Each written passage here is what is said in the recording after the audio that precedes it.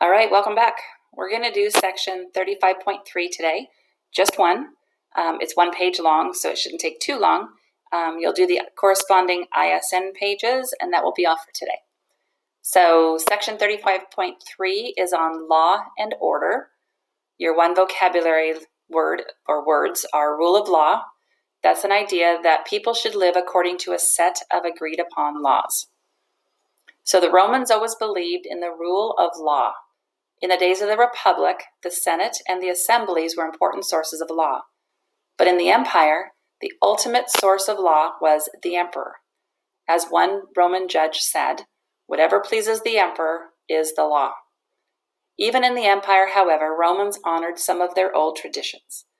The Senate continued to meet, and senators had high status in society. They had their own style of clothing. They might wear special rings, pins, or togas, robes, trimmed with a wide purple stripe. Important senators had their own bodyguards.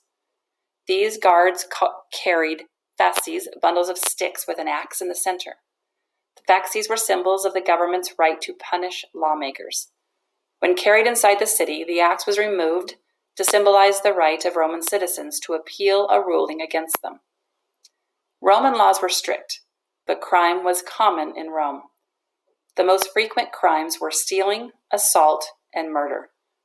Roman police kept an eye on wealthy neighborhoods, but rarely patrolled the poor sections of the city. Some streets were so dangerous that they were closed at night. Romans tried to protect themselves against crime. Rich men tried to hide their wealth by wearing old, dirty togas when they traveled at night. Women and children in rich families were told never to go outdoors alone, even during the day.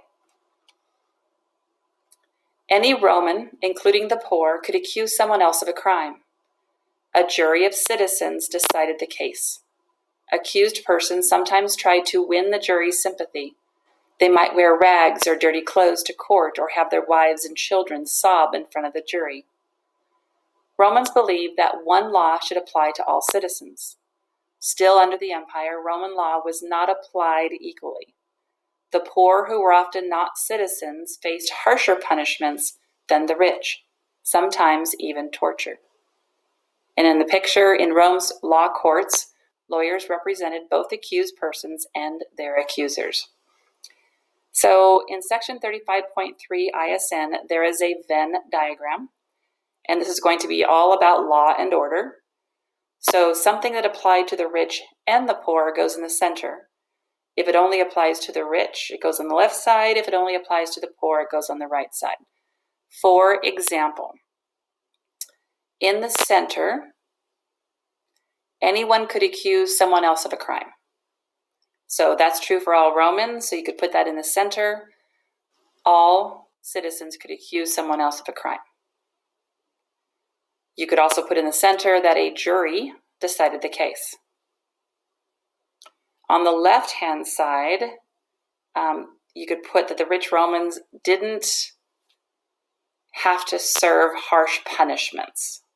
The results of their crime wasn't very strong, but the poor Romans had harsher punishments and sometimes even tortured.